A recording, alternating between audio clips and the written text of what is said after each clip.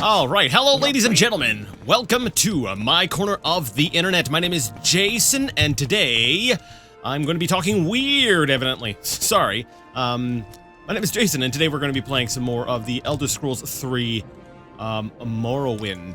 Last time we got a little bit sidetracked, as tends to happen when I'm playing Morrowind, because it's one of those games that just happens.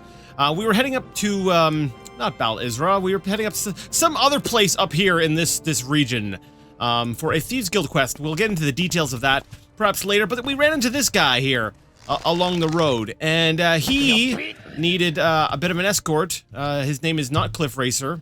His name is evidently going to be Cliff Racer for the next little bit until I can get him away. Fonus Rathrion. Whatever. Now that I've gotten him out of the collision box, or the detection box, or whatever you want to call it box, of the Cliff Racer. Basically, he needs help getting to the Koal Cave, I believe, was the name of it. And we know where the Koal Cave entrance is, so that we are going to we're going to give him a bit of an escort there. However, I don't think, yeah, famous last words here. I don't think I'll be showing the entire trip, because it's mostly over territory we've already crossed. We've already gone over all this land, and it's going to be kind of long because he's kind of slow. He's kind of running kind of slow, and we're gonna have to slow down a little bit. And I already killed that one, so now I went and knocked an arrow for no reason. That's great. That's cool. I'll just maybe I'll shoot it at that netch. There we go. No, I'm fine. I'm fine. Unless you're talking about the netch, which is great because you're not even. He knows. He just knows because of my archery skill. He didn't even have to look at the netch. He was just like, man, that netch is hurting because this person here is really good at archery. Anyways, enough of the we'll say filler talk. We're going to get back to moving. I'm going to go ahead and make a cut. We will be back when something interesting happens, or we arrive at the Koal Cave entrance. Oof, man, which might take a while. I'll see you guys in a bit. Your marksman skill has increased to 56. Just so you know, that constitutes as interesting. Level ups and stuff, that's good stuff. You've got to see every one of those. It's necessary. You know, at this point here, I'm kind of wondering. I know that we've taken a path up this way. We've obviously not been this way because, you know, hey, everything's black. I think we took a very different route last time. We headed straight north, and then we made our way there via, we'll say, up there. I'm wondering if there's a path more westward, like over this way here, a way that we have not gone yet. That might lead also to the Koal Cave entrance. I might go ahead and do that just because, well, it's something new to see, right? Oh, hello. That was frightening. My life flashed before my eyes. Not just because, well, I guess mostly because it is something new. Here we go. I'm already going back on what I said about. We'll just go ahead and make a cut because it is new. It is new ground. It is an area we have not been to, and I kind of like this, especially when there's new, we'll say, game or we'll say design things like this area here that's sort of corded off or roped off. It's got a fence of sorts around it. It's kind of neat. And we got the Veloth Ancestral Tomb. Now, Veloth, that is an interesting name. You know, once I get you dropped off, I'm gonna come back here. Because Veloth, that is a, that's an important name, if I recall correctly. Was that not, that's like the name of one of the, I don't know the word I want to use, a saint type people, one of their big people, like, there's Velothi things. I'm going to assume that comes from Veloth. To me, that just seems like an important tomb name, at least. Okay, I'm just waiting for the Cliff Racer to get we'll say in a shootable space. Yeah, this is an interesting kind of location, and look at that. It's a place we've already been. So maybe I will be able to go ahead and make the cut. We took a slight detour, and I figured, you know, hey, you gotta see this. This is neat stuff. The entire landmass is kind of various shades of gray and brown. It was doing the gray brown thing well before the that one generation. Does everyone remember that generation? You know, we basically just left it, where everything needed to look all sort of gray and brown and grungy and all that good stuff because, you know, that was realistic. You know, color was something to be feared. Oh, okay. Okay, no!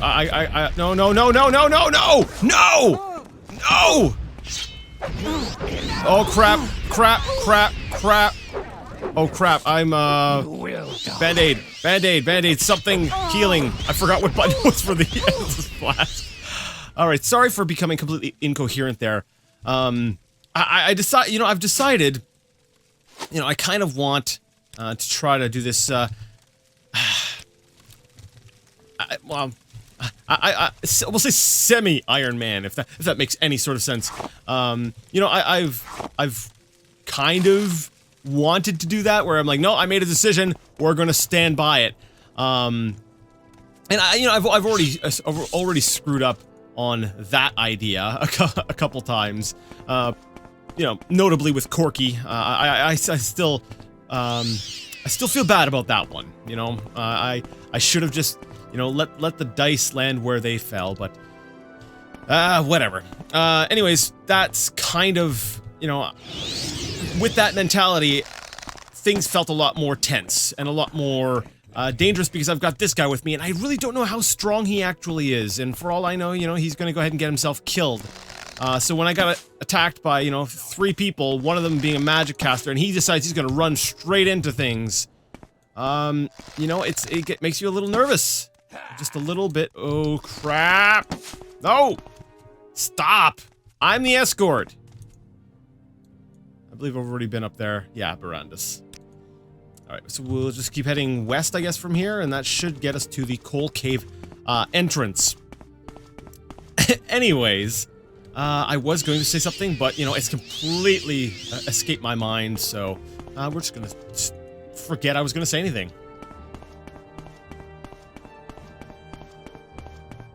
Oh, I do like this. Is this where the Koal Cave entrance is? You know, I may not have actually ever found it. If you're within an area of we'll say a major landmark, you know, you will get it will show up on your map, but you know, I may not have actually found the actual Koal Cave entrance. This looks like this might be it right here. Yeah, I don't recall ever. No, I have never been here. There's Koal Cave, dude. We found it. I kind of want to go in and see what the big deal is about this place. Thank you for your help, Alexis. As promised, here is your payment. 150 gold has been added to your inventory. Your journal has been up to dated. I escort Ed Fonus Rathrion to the Koal Cave, and he paid me the 150 something he promised. Now, why was it? Pilgrim. Well, let's go ahead and, like, crap all over whatever he believes in. Koal Cave Shrine. Would you like to donate your Druax and ask for a blessing? Interesting! I don't think I've ever come across one of these things before. I'm kind of glad we came in here. Most of the time, you know, they ask for some sort of monetary, donation, but this one here is asking for something specific. Yeah, let's see. The Grace of Valor. Thank you for your valor, Lord Vivek. I shall not quail nor turn away, but face my enemies and my fear. Your journal has been updated. Did I do something?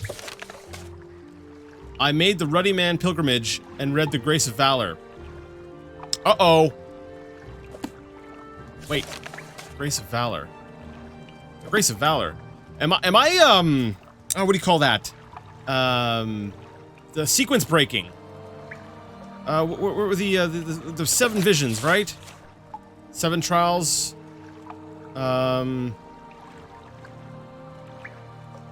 Maybe. I want to look through here and I want to see if there's...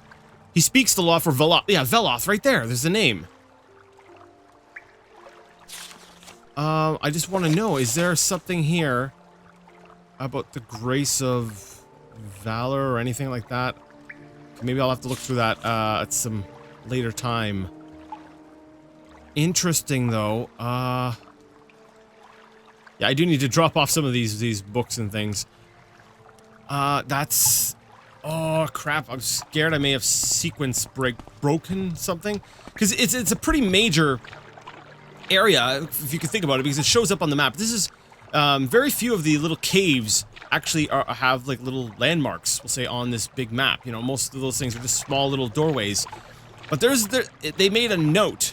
They made a point of it to refer to this as the, you know, this is the Koal cave entrance. And there's, you know, there's someone who's even doing, like, a pilgrimage to this very cave. So,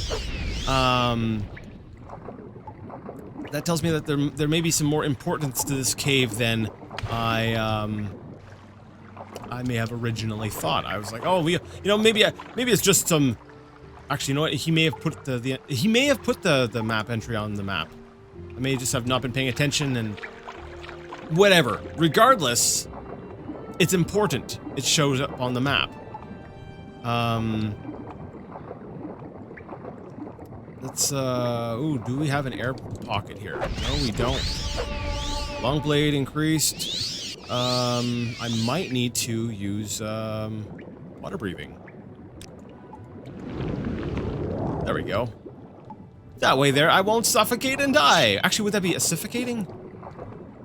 Suffocate. Because there's specific terms, you know, asphyxiation and suffocation. I don't know. There's maybe I'm overthinking things. Regardless, you guys knew what I meant.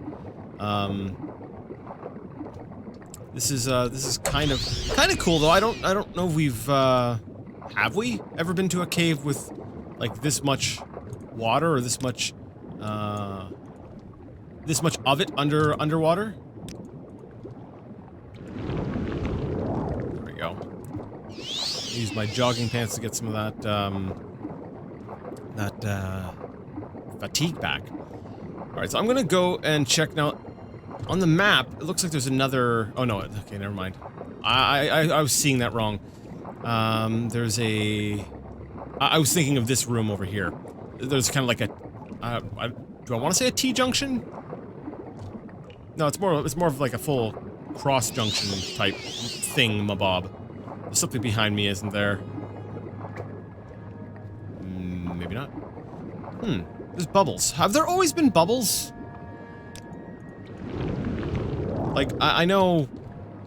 Actually, I don't even recall ever seeing bubbles. Oh, hello! I'll need some more of your wax. I probably should have looted the other one. Okay, can I hit him? Okay, I can't take any of his wax. There's bubbles coming up from the ground here. And I don't recall seeing bubbles in any of the, any previous cave I've ever been in. No, now that I think about it, I really don't recall ever seeing bubbles in any other cave I've been in. Interesting. Alright, I'm just gonna quickly, we'll say, zoom through here. So far, I'm not seeing anything, not at first glance anyways. If you have seen something that I missed, that I swam by, you know, I just didn't pick up on it, please, by all means, like, message me, be like, Jason, you didn't see a thing! And then I'll be like, oh, I'll go back and see the thing. And then that will be that. Because, yeah, I've noticed that, like, you know, holidays sort of, ended recently, and, you know, I was able to, actually sit down, and I was actually able to watch a Let's Play. Normally, actually, I don't even have time to really watch Let's Plays or anything myself, like, but I was able to do that, and, you know, I witnessed the same sort of thing that tends to happen to me, or I was doing the same thing that some of, we'll say, my viewers will do. I'll be like, no, you missed the thing, and look at it, look, it's right there, are you blind? And the truth of the matter is, when you're Let's Playing, you know, you are distracted. Even though, you know, even, we'll say, with a lot of practice, you know, I've been doing this for way too long. Seriously, let's playing and stuff. I'm not saying, I'm not trying to say like I'm pro. I'm just saying, you know, I have been doing it for a while, so it does come pretty naturally for me to be, you know, speaking while I'm playing a game and sort of looking over things. You know, sometimes I'll need to concentrate, or I'll be freaking out because, you know, like when I got attacked earlier. But for the most part, you know, I can manage-ish. Everyone listening's like, no, Jason, you become incredibly distracted, and you ramble on incoherently about things and then forget what you were saying, and it's absolutely frustrating to listen to. But anyways, even if you're practiced, you know, you are going to be distracted. And even though it's something that might feel natural, like even if sometimes I catch myself doing it where I'm basically just narrating what I'm doing. I'm like, all right, now I'm walking this way. Now I'm walking by this. I'm looking at this rock. There's light over there. Like I'm trying to do a Let's Play for blind people. Like I'm narrating everything. I'm in a cave. There's a dead body in front of me. I just took 54 gold pieces from the dead body. There's an extravagant robe and some expensive shoes on his or her person. I can't really tell. It looks like a him. All right.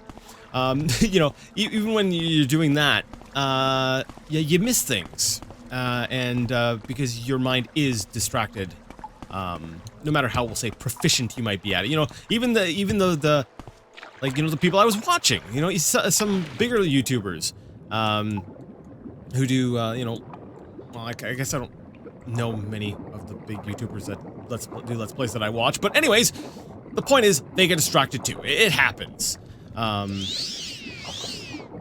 And I don't really know what my point was. I was trying to make a point, I think. But yeah, I was able to, you're gonna miss things. So yeah, if you saw something that I missed, that's what I was, there we go. I'm turning it, we're taking it back into like a circle. We're gonna bring it back. Yeah, let me know if you notice something I have missed. Okay, so there's another dead body up here. Interesting. A dead adventurer. This one here has one. See here, I'm doing it again. We're just gonna take the master lockpick, the journeyman's probe. You know, actually, I guess it's not too bad when you're, we'll say, narrating what you do. As long as I think, as long as it doesn't make up, we'll say, the majority of your commentary, because, like, thinking about it, when I, like I said, when I had my opportunity to actually watch someone else play for once, well, not for once, but for once in a while, there we go, for once in a long time, you know, a lot of times I'll be doing it while I'm doing something else. I'll be, you know, doing dishes or something, you know, I'll have my laptop out, and I will watch and listen, but mostly listen, and, oh, I am, thank you, the light. Oh, it's been so long since we've not been a vampire. But yes, it's, see, I got distracted. Yes, oh, you know, I'll be doing something else. So sometimes it is nice to be able to hear, do I want to go back down? I think I do want to head back, more downward. It's nice to be able to follow along, using your hearing and not just by what you're seeing, because, you know, sometimes I can't be watching every second, and it helps fill in some of the blanks. So it's straight. It's like, and I think I had this mentality at one point, that I wanted to. I may have talked about this back when I was doing my arena or my Daggerfall Let's Plays. You know, the idea of approaching each Let's Play as if it were, say, like a podcast. You know, focus on the audio. The Let's Play should be enjoyable, even if they can't see what's going on. On that note, maybe I need to, we'll see, reevaluate, relook at everything and say, now, is the Let's Play enjoyable just looking at the video? My answer to that actually would be probably no. Depending on the game. You know, some games you can watch like someone speedrun and they don't even need to say a word, or, you know, a very technical game, and you're watching them and you're saying, dang, that is cool, that is, good, you know, good job, guy, you're awesome at this. And that can be entertaining on its own. But a game, especially like that's a little bit more, we'll say, slower paced, like Morrowind, definitely I think benefits from some sort of commentary. All right, so we are now in the Veloth Ancestral Tomb, and I had to come in here just out of curiosity. I know this is not the quest we were working on, but given, we'll say, the name, there's some clout to that name. There's some, you know, there's a oomph. There's some relevance to that name. So I thought, you know, it might be good. But my sneak skill is still going up. Very interesting. Up to 104.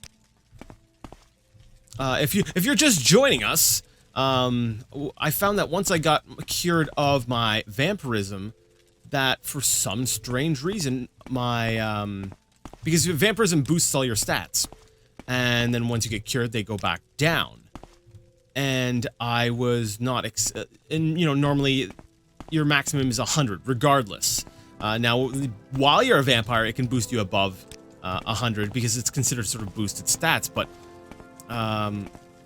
what I'm seeing here is it's kind of interesting in that my my stats are now going above 100, and I'm wondering if that is maybe I want to say a bug or like a glitch as a result of the either the code patch. You know, one of those we'll say third party, one of those third party on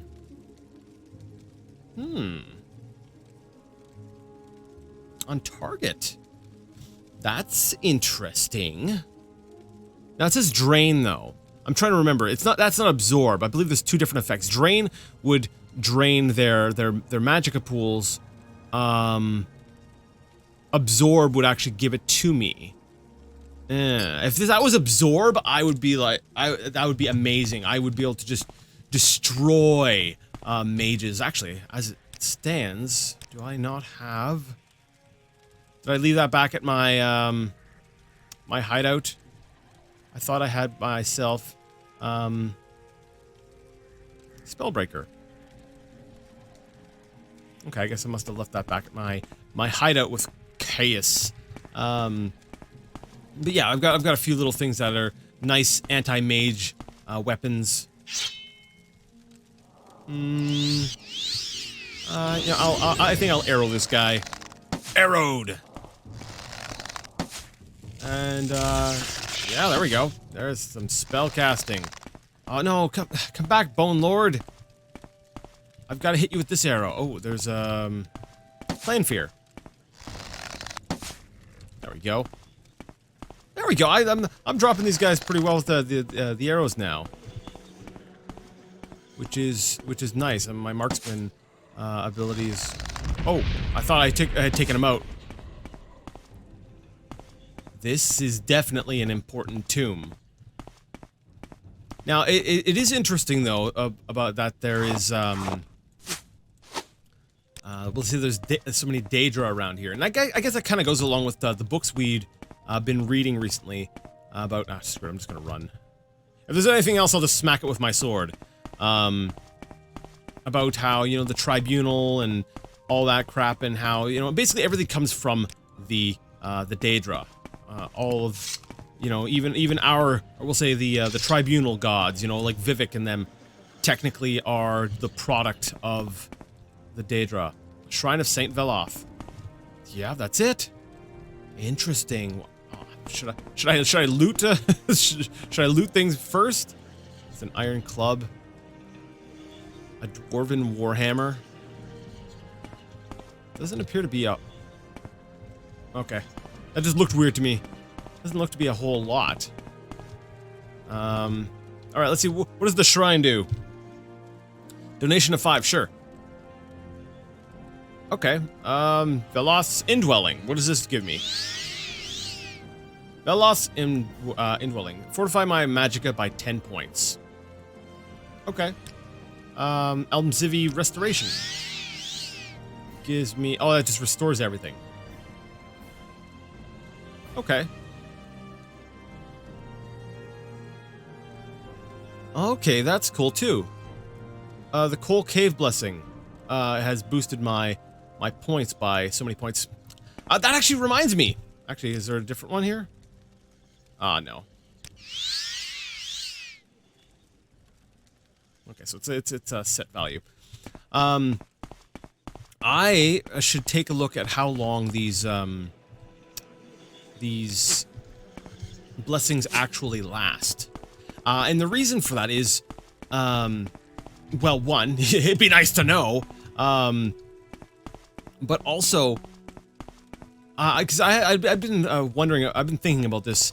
I tend to, I'm trying not to, you know, rest as much, and I don't really need to. I have, you know, the resources to restore my things normally, but, you know, maybe on a, we'll say a normal or another playthrough,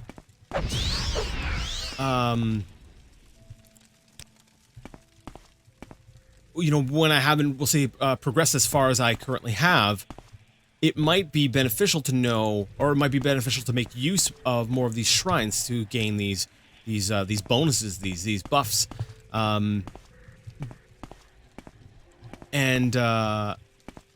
if I'm, you know, if I'm resting to restore like magicka and stuff, then that kind of negates the blessings. So the way I'm thinking about it here is, or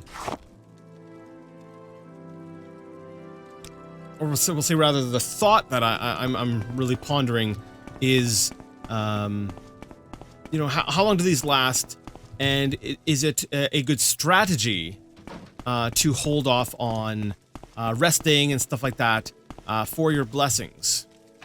I think we had established that fast travel was in fact faster than manual travel.